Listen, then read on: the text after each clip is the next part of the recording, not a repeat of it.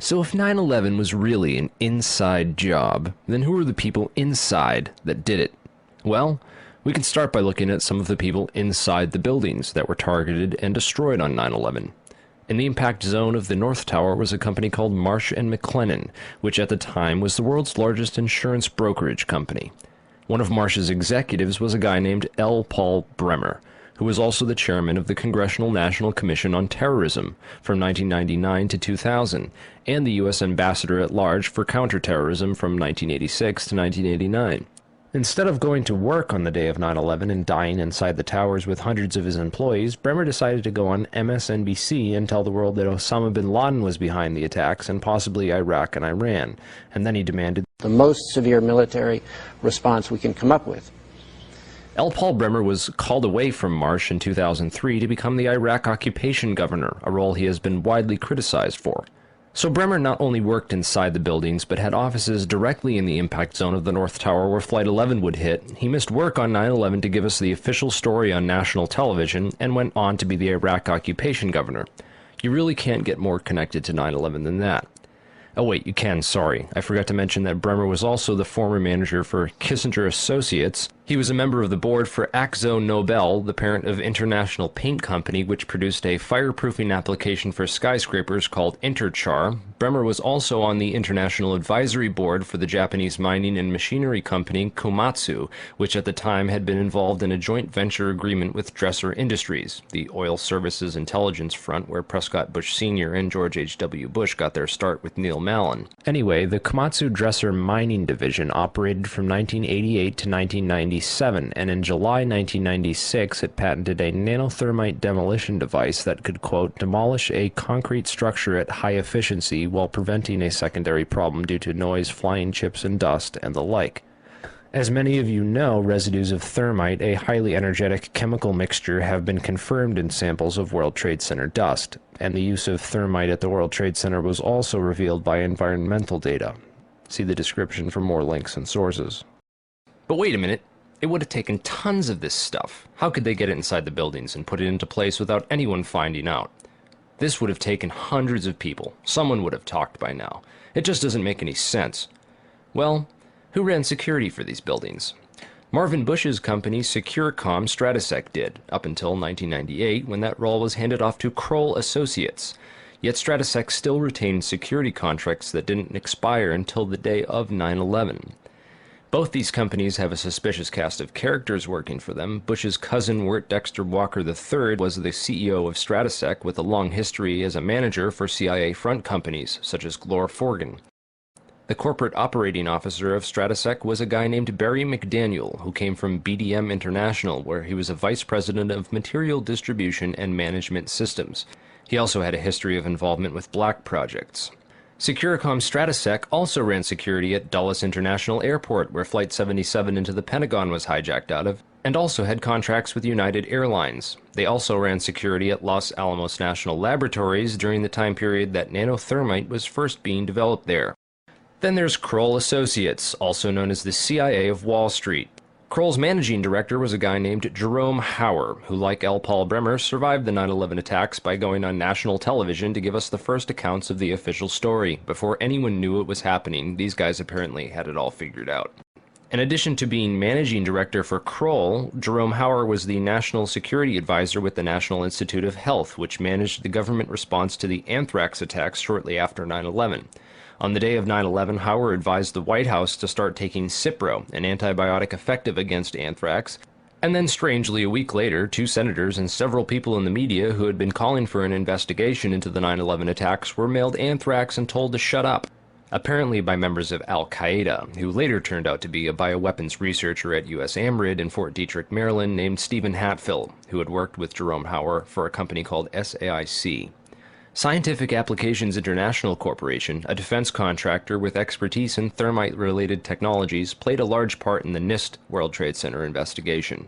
A few other names and companies inside the Twin Towers also worthy of further investigation include Craig Stapleton, who is married to Bush's cousin Dorothy Walker Bush. Stapleton was the president of Marsh Real Estate Advisors from 1982 to 2001. He was a member of the board of directors for Cendant, that was charged with massive accounting fraud in 1998, and went on to join Winston Partners, a privately owned investment firm founded in 1993 and led by George W. Bush's brother Marvin.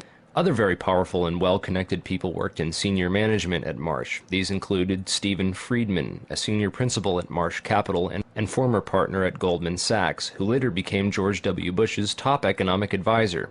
Friedman was also a member of the Brookings Institution, the Bilderberg Group, the Foreign Intelligence Advisory Board, and the board at In-Q-Tel, the investment firm founded by the CIA in 1998. In-Q-Tel invests in state-of-the-art technologies related to defense and intelligence work, including nano and chemical technologies, according to its website. In another interesting coincidence, Friedman belonged through Cornell University to a secret society called Quill and Dagger, the membership of which includes Paul Wolfowitz, Sandy Berger, and Stephen Hadley. Wolfowitz, the neocon Deputy Secretary of Defense in the Bush administration, was the author in 1992 of the Wolfowitz Doctrine of preemptive warfare. He also made comments about a surprise-like Pearl Harbor months before 9/11 and met with Pakistani ISI General Mahmoud Ahmed in the week before 9/11. Berger, the national security advisor to President Clinton, was later caught stealing documents from the 9/11 Commission investigation.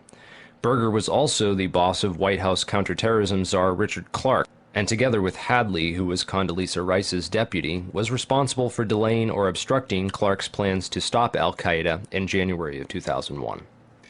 Jeffrey Greenberg resigned from Marsh & McLennan after being accused of serious financial crimes. The first plane of 9/11 flew directly into his company's secure computer room in the North Tower. Jeffrey Greenberg is a member of the Brookings Institution and the Trilateral Commission.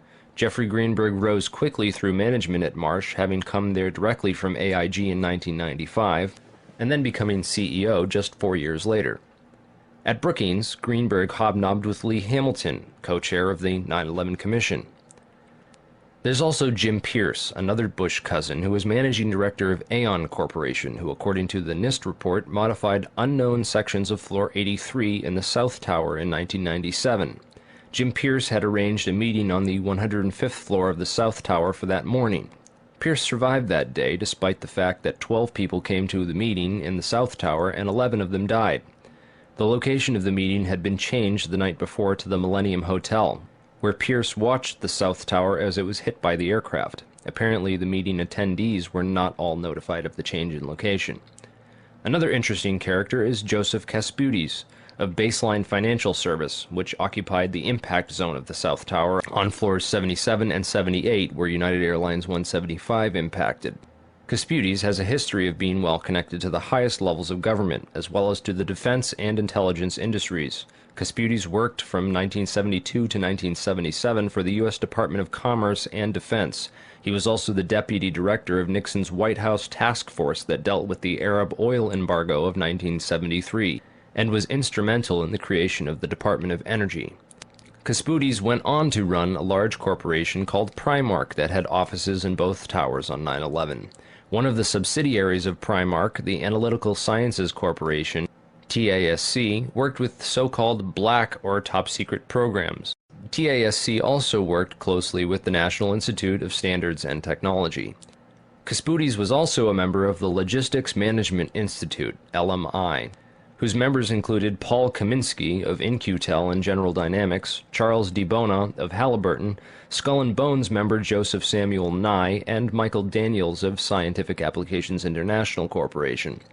LMI's self-proclaimed role is advancing the science of government. Kaspudes' connections to the DOE from 1977 through at least 1997 are interesting, considering that the DOE was developing thermite ignition devices as early as 1983. Joseph Kaspudes went on to become the CEO of Baseline Financial Services, which was directly in the impact zone on the 78th floor of the South Tower.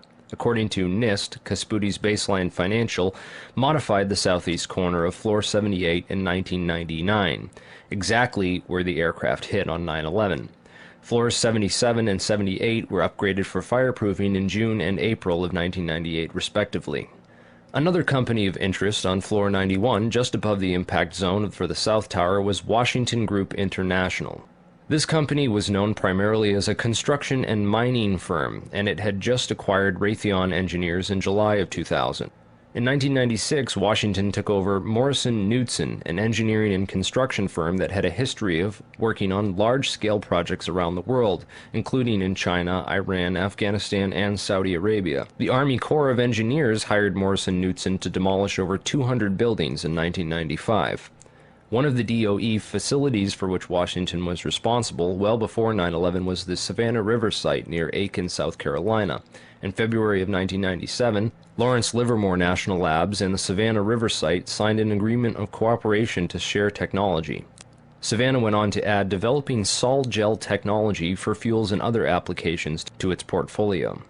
Sol gel technology is utilized by Lawrence Livermore National Laboratories for making nanothermites.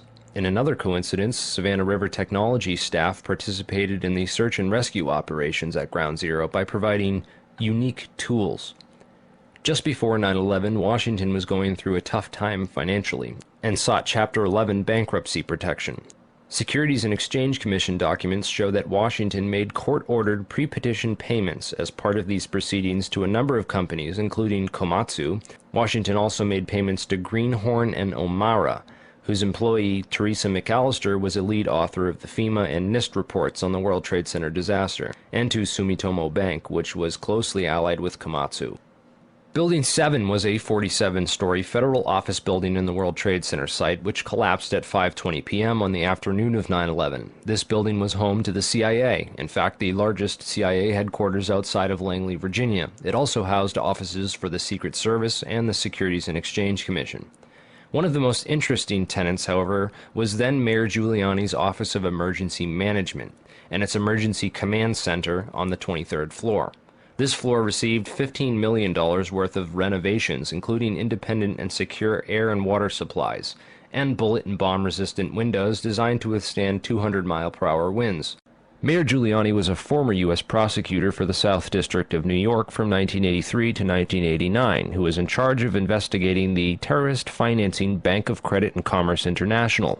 After he left his job as a prosecutor to start a political career, he worked for a law firm called White & Case that actually represented BCCI. So he went from prosecuting the BCCI to working for a law firm which defended the BCCI. This was likely his foot in the door of this underground corporate criminal network. Giuliani would later help to destroy all the crime scene evidence from Ground Zero. Giuliani's sidekick on 9/11 was Police Commissioner Bernard Kerik, who appeared to be coaching some of Rudy's actions that day, keeping him away from the media and even answering questions for him about explosives in the buildings. In fact, Bernard Kerik gave us the first official government pronouncement that no explosives were involved in the destruction of the World Trade Center buildings.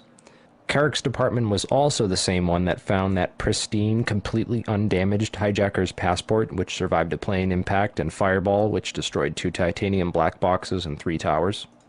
Yeah, Kerik would later receive a nomination from President Bush to become Director of Homeland Security, which he declined for personal and political reasons, and instead took a job training the Iraqi police force in Iraq alongside L. Paul Bremer. Both men are credited for turning Iraq into the unwinnable quagmire it is today. In February of 2010, Kerik was sentenced to 4 years in federal prison for conspiracy and fraud charges, unrelated to the crimes of 9/11, unfortunately, but it still goes to show you what kind of person he is. Definitely the kind of person you'd want inside the New York City police force during a staged event like 9/11. And lastly, we have the Pentagon. It's certainly peculiar, to say the least, that al-Qaeda terrorists hell-bent on destroying the USA would not crash their plane into the north wing of the Pentagon, where all the most important offices were, like Donald Rumsfeld, John Ashcroft, etc., and that they would instead choose to target the one section of the Pentagon that had most recently been refurbished to withstand missile impacts. It's also interesting to note that the company which completed the $258 million refurbishment to Wedge 1 of the Pentagon was also hired as a contractor to clean up Ground Zero in New York City. Wedge 1 also coincidentally housed the Pentagon's Budget Analyst Office, where DoD staffers were working on the mystery of the $2.3 trillion that was reported missing by Defense Secretary Donald Rumsfeld in a press conference the day before 9/11. The Pentagon's comptroller in charge of that money at the time was an interesting fellow named Dov Zakheim, a member of the Council on Foreign Relations, the International Institute for Strategic Studies, and a contributor to the neocon think tank Project for the New American Century. Zakheim helped write the PNAC document Rebuilding America's Defenses, in which he is credited for the line which states, Further, the process of transformation, even if it brings revolutionary change, is likely to be a long one, absent some catastrophic and catalyzing event, like a new Pearl Harbor. Several members of the Bush administration, including President Bush himself, would later refer to 9/11 as a new Pearl Harbor. If anything, the individuals and organizations outlined in this video are at least as suspicious as the 19 hijackers themselves.